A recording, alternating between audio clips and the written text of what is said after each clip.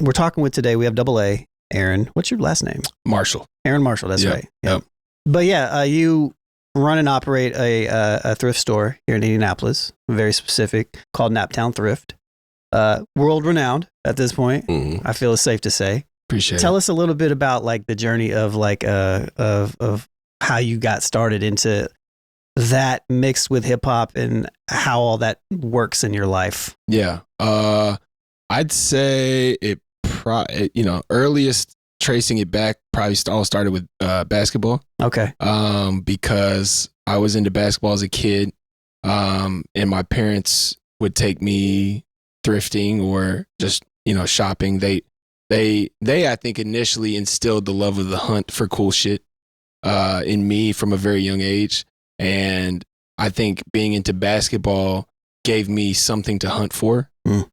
So they would take me to RIP Value World. They would take me to Value World all the time. And we'd look around there. I'd look for jerseys and stuff, but we'd also go to there used to be a store right around where I grew up off 52nd and Keystone, AJ Wright. Value World was on 54th and Keystone. Value World was 52nd as well. Yeah, it was in that across from McDonald's. Same plaza. So is it still open? No, it's now called Unique Thrift. Shout out to them. Okay, they're cool. I pass by there almost every day. It's still a thrift. It had been kind of just nothing for a while, and then now it's reopened. Okay. But yeah, Value World was the goated chain of thrift stores here in town. But yeah, AJ Wright was another sporting goods store. Well, it kind of was a little bit of everything in that same plaza where stuff would trickle down Planet from Fitness outlets. is now. Where Planet Fitness is now. It was like a sister store to Marshall's. Anyway, they would get cool kind of one-off shit in there. And it just got me hooked for the love of the hunt for things and looking cool and looking, I'd say, different than my peers that were just getting stuff from the mall, essentially. Yeah. Now, I had my mall phase as well. But then I'd say from that, obviously my peers were listening to hip hop. So I naturally gravitated toward that as well. And I think basketball, hip hop, and fashion are all very interconnected. Obviously, absolutely. We don't have to get into that because we all know that. Yeah. But that essentially became me and my identity. And then throughout, high school, I kind of discovered or tried out rapping myself. Where'd you go to high school? I actually went to Culver Military Academy. Okay. In Culver, Indiana. Okay. And I had family history there. And I would have gone to North Central. I was here in Washington Township, grew up going through that school system, and then went out of town for high school and then came back to college at Butler.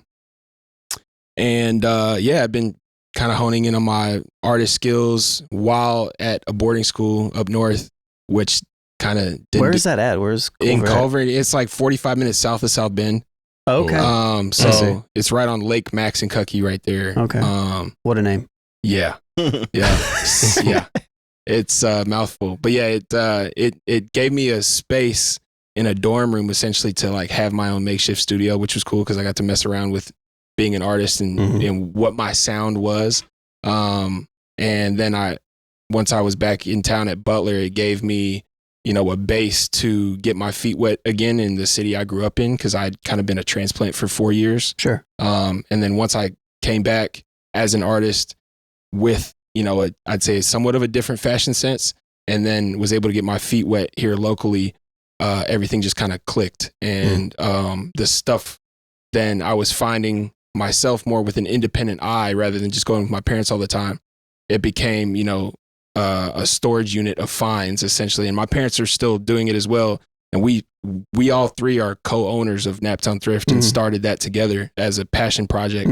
But I ran that through college. And then once I graduated, I was like, well, do I get a big boy job or do I just take a leap of faith and do this shit? And took the leap of faith just because I think from running it in college and running it out of a storage unit and meeting up with people by appointment, we had amassed enough of a following. I think by the time I graduated in those 2 years, we'd gotten 10,000 followers on Instagram. Nice. And to us, that was a lot. Yeah, that's that's a lot. Yeah, but we had no real metric of knowing how well we would do once we opened and had hours. Yeah, a full brick and mortar. Exactly. Having to pay rent and right.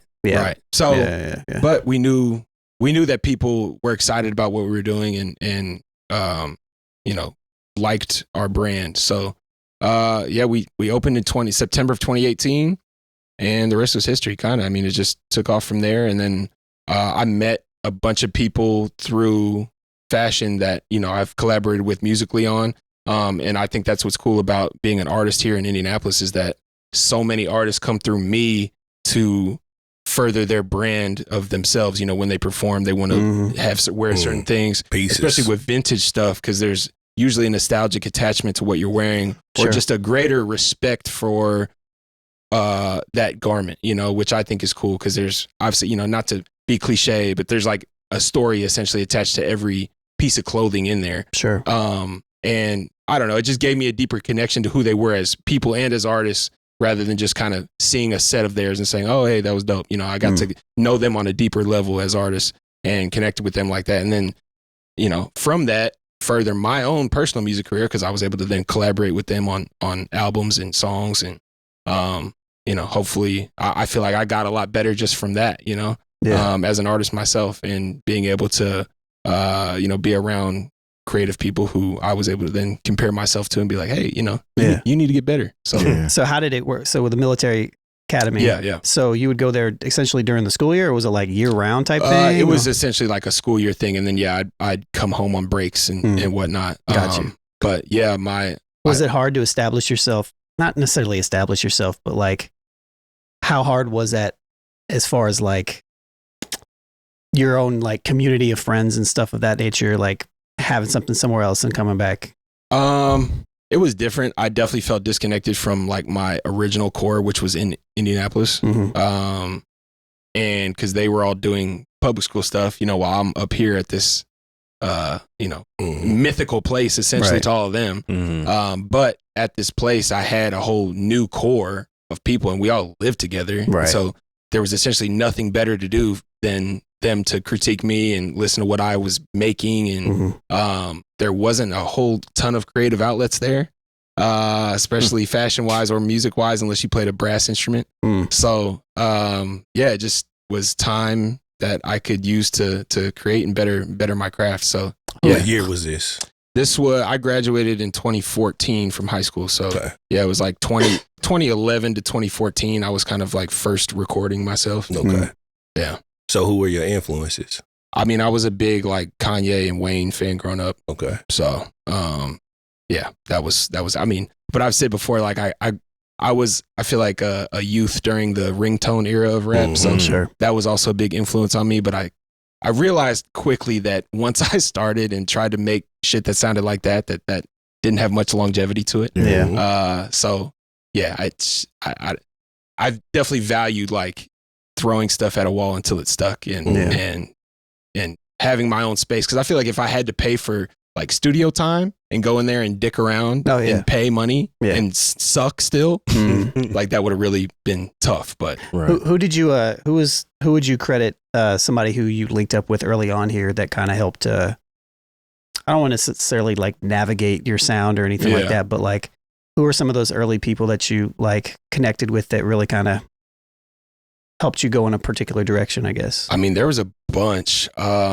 Like I'd say 2016, 2017, it really expanded. But like initially, like Pat App was a guy who was here who I linked up with very early on, who was like, I like Pat stuff. Yeah, he's great. And I was like, yo, this is the standard I need to be at, you know?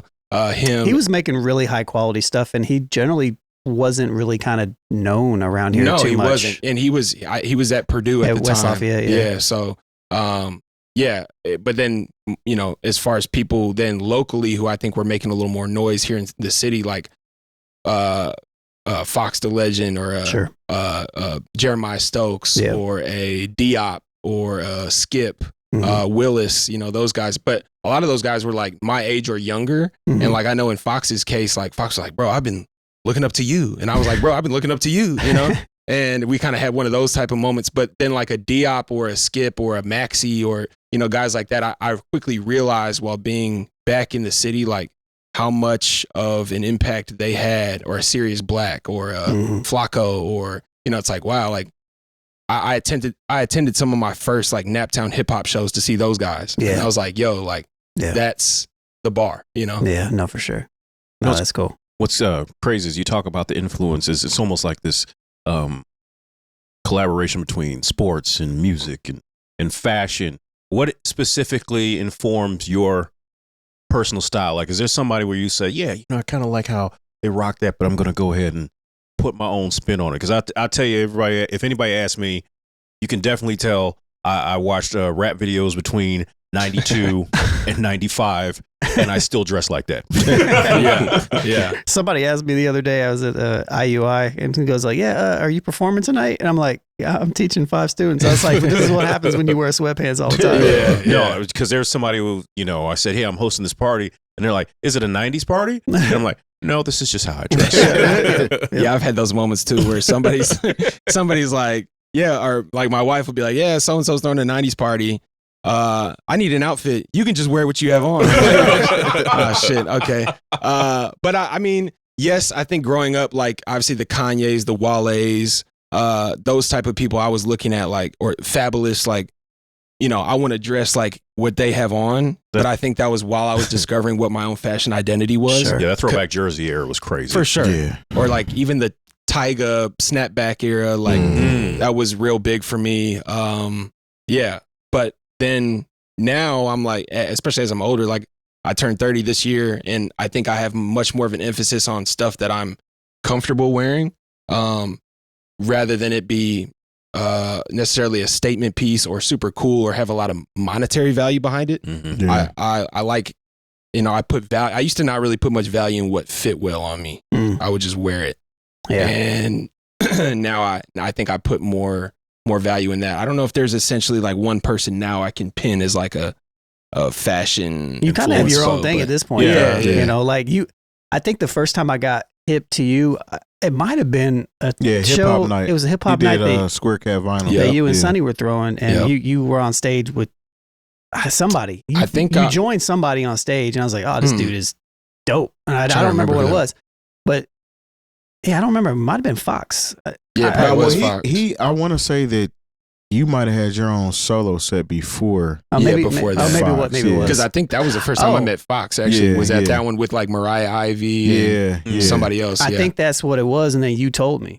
You were like, told me about you, and I was like, okay, yeah, I don't know who Double A is, and then I saw you at the hip hop night or something. But that, and you always have a different beanie. Yeah. Of sorts. That's kind of like your thing. Yeah. I've never seen you without I would one. say it's rare people have seen the top of my head. I don't think I've ever seen it. I try to keep the lineup as crispy as possible still. But people are like, whenever I don't have it on, they're like, whoa, Yeah. Hard to recognize you without one. Right. Yeah, and I guess part of that is like your brand, Yeah, it is. It's like, for sure. you want to have like, or what is it? What is your character outfit? If you were a character on a TV show, like what would be the outfit you wore every episode? It's like, you kind of get an identity at some point. Sure. What would you say your like learning and style wise, both musically and you know what I'm saying with the clothing? How has that evolved from like when you first came back and started performing here to where you are now? Me, like as far as like what I wear, how's that changed? And like your musical style, like how you rap, has it? Oh yeah. Do you think it's evolved like in any way? Like specifically, do you feel more comfortable? Have you honed in on like a particular style that you kind of sticking with, or like where you at with that? That's a good question, because I think initially I was very like a jack of and I still think I am to an extent, but very like a jack of all trades, like throw whatever at me, I can make it work. And I could, but like, was it really a good representation of my strongest effort, And now I think, to answer your question, I think what I've gotten better at is identifying where I'm going to sound strongest and identifying what those beats sound like or what type of flow I attack something with. Because I would definitely like, there were songs earlier on when I was first kind of getting established back here where I was like rapping real fast, and it was a struggle to like keep up with myself half the time. And I was like, damn, bro, like listening back to some of those songs, I'm like, you don't sound comfortable because you weren't, Wow. And you got to find your own pocket. And now I think, I'm fine with like deleting shit if it doesn't sound like I'm in a comfortable pocket. Exactly. Yeah. So I think just being more comfortable with being comfortable. Yeah, that's probably what's changed the most. I can dig it. Yeah. You are a rapper who has a legit job. Yeah.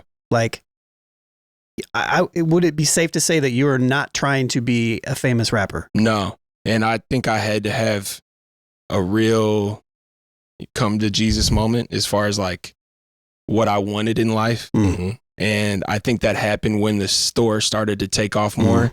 And I realized that, you know, the moment right in front of me, what was making me money and what wasn't. And if I enjoyed doing both and what I found more enjoyment in, you know, if I were to compare the two, because there was a point where I was doing a lot of everything. Yeah. It's hard to and keep up. It was hard to keep up. Yeah. I was suffering. My relationship was suffering.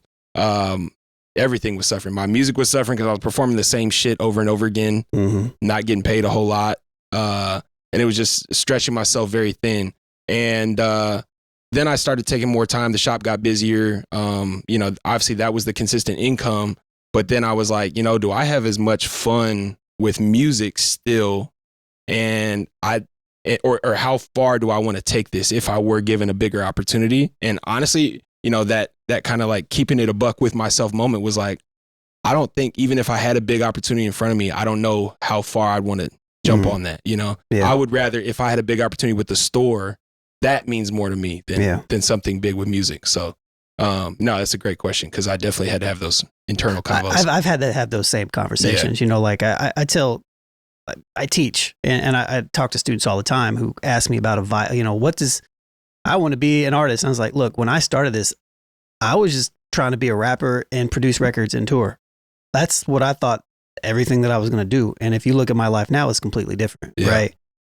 But to your same point, it's like, I had to like, all right, what is serving me right now? Yeah. And sure, I could go really hard at this in a particular type of way, but like, is it worth it to put this much pressure and strenuous nature on something that I enjoy doing, right, to the point to where like maybe I don't enjoy doing it as much? And that was really what I had to realize was I got into music because I enjoyed doing it and it was fun and it was a creative outlet. It was a way for me to express myself. Some people have a diary. I have a microphone, you know, or a pen and a pad, whatever. Yeah. And then when it became more of a consistent thing where I was like, okay, I'm booked this weekend, I'm booked this weekend, I'm looking to book next weekend, I'm here for a show. It's like, damn, like this feels worse than clocking in. You know, it's like, I don't enjoy this anymore. Yeah. And when I had that feeling of like, I got a show, you know, I'm like, damn, like that shouldn't be like that. You know? Yeah. So shouts to my guy, Black Eddie. He was the first artist that I ever met in my life where he was the self-described part-time rapper. And I always thought it was hilarious. Yeah. And I was like, how can you be in this and not like want to push it and do all this stuff? But at the same time, I'm thinking, Black Eddie's one of the most responsible motherfuckers I know. He shows up on time. He does all his shows. He still puts out music. He still all this stuff. And he's like high up in Cummins or something, right? Yeah. And it took me maturing, because he's a little older than me, but it took me maturing to be like, okay, I understand it. Like, it doesn't mean that it's just almost a stigma sometimes when you're looked at it like, oh, you're a part-time rapper or you're a part-time artist or whatever, you know, so. And I think part of that too was me not wanting to be so part-time that like I act like I want to keep getting bigger and keep progressing, which I mean, I think the idea of it's cool. Absolutely. But I wouldn't want to take a spot from somebody who's taken way more seriously than me, you know? And I think I'm also at the spot now where I have an established local business. I'm established as much as I am here myself as an artist. And I would rather big up or push other guys who I think could really, you know, going back to the torch talk, you know, pass the torch on to somebody else, who I believe in. And I think other people should believe in, you know, if they have belief in me, believe in him too. You know? Absolutely. Yeah. And two, I also think too that realistically, I mean, when it comes down to it, like we're not really stepping on anybody's toes anyways. They're separate anyways, but no, that's cool. And I appreciate you talking about that because a lot of people don't want to have that conversation anyways. Like, but it's okay to to do other things while you were pursuing other things. We are all multifaceted people. Yeah. You know, you don't have to be just this identity that people want you to be. For sure. You can do different things. And What'd you say? I said, and you got to eat. Yeah. No, this is real. And Come I've on seen, you know, we say it like the industry will chew up people and spit them out, or and make people get a job and retire essentially from rap to eat, like you said. So it's a cutthroat game, but my main thing was to not lose my joy in it. Yeah, you know? that's important. Yeah. Do you, as far as like Naptown Thrift and your music is concerned, like you seem like a goal-oriented person, whatever that means. Mm-hmm. That means different things for different people, but like, do you have certain things in mind that you can talk about of things that you would like to see Naptown Thrift evolve into potentially? And, or like, what do you want to do, you know, in the near future with music as well? Yeah. We celebrated our 7-year anniversary this past September as a store, and I've made it a partial goal of mine to do more creative things within the store, because we're at a point now where we're pretty established clothing wise, and the clothing stuff is very, you know, I could almost say it could run itself at this point, which, I mean, I still have to do a lot, but at the same time, like, it's very like, okay, restock this, price this, put this out, take a picture of this, whatever, list this. But with the creative side, it's like I get so much into that rut of the business part of it that I lose the opportunity to create within the community that we've built. And we have this new store space that we've been in 2 doors down from our original space we opened in 2018. Same plaza, just a bigger spot, 3 times bigger. And we built a stage inside of it because we were intentional about having it be a place that we can grow in over the next however many years. So again, this 7th year, I'm like, I want to be intentional about, you know, back when we were in a storage unit, we would host Naptown Thrift freestyles, and I'd have, you know, artist homies over and, you know, obviously fit them for shows and make content in there centered around music more so than a transaction of mine. Sure. And I want to get back to that. I would love to host more, you know, bring back Naptown Thrift freestyles, have more of a sneaker shopping type of setup where, you know, guys are interviewing artists who can spit a 16, but also have an interview and tell me about what they're into with clothing. Yeah. Host more DJ sets on the stage. Obviously, operating as a venue is tough because we're not set up to be a venue. Yeah. So it has to make sense. But like hosting a podcast, hosting a panel, stuff like that on the stage. But I think centering a lot of that content around the local hip hop scene, just because that's what I'm tied to, and that's, you know, creatively what Naptown Thrift is about. I think is tying in with that. So a huge goal of mine is doing more creative outlets there, but also just like, you know, broader things like making more visual content, because I think that's the name of the game now is video and real content, clips, you know, whatever. And I definitely feel like Unc these days because I'm like behind on that type of shit. But yeah, I want to give back to the community that gave so much to us to even get us to this point. Right. And I think we've built a place where we can do that. We just have to now. No, that sounds dope. Yeah. And you guys don't just sell like clothing as well. You also do memorabilia. Yeah, we have more space now for memorabilia. We have cases of kind of knickknacks and stuff. We also have artwork. We put out a lot of vintage artwork and then like sports posters and stuff like that. We have like a section for cassettes. We also have vintage like books and stuff like that, like kind of coffee table type stuff. So yeah, we have a lot of stuff besides the clothes in there now too, which is cool. And we can continue to develop and grow with that. We rotate all that stuff out like pretty frequently too, every few weeks. So yeah, that's really cool too. Keep it fresh. Yeah. But I mean, I still make music too when I can. Yeah. Sure. So. Yeah. What's that? I mean, we got a little bit of time, but like, what's that look like for you? How do you approach music now? Mainly when I feel inspired. When I feel like I have the creative energy to put toward that. Yeah.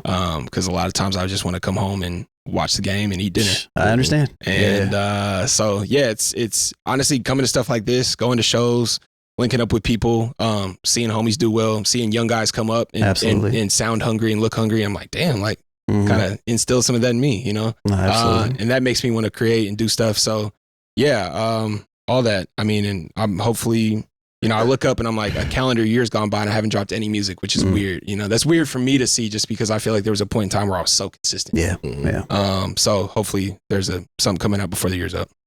Well, good. Yeah. I love to hear it. Yeah. Yes, indeed. We did we do a reaction to his video when he dropped Oh yeah, the one for the Man Dog and Diop. The Man Dog and that Diop. joint We did that project. I think we did, yeah. Mhm. Swish. Yeah. Yeah, Yeah, with Swish. Corey on there. Yep. That's right. Yeah. I like y'all together too. Y'all have a good dynamic. Yeah, and I think that's how that album kind of came about. It's just we work easily together. Yeah, So thank you. no doubt. Well, cool. Thanks for sitting in with us. No, thank you for having me. This was dope. Happy to get to know you even further. Yeah, for you know sure. what I mean? Thank you all for what you do. Hey, Appreciate it, man. appreciate the appreciates. You know what I mean? Said they never tried to relate, but rather make me more relatable. I hear some cats from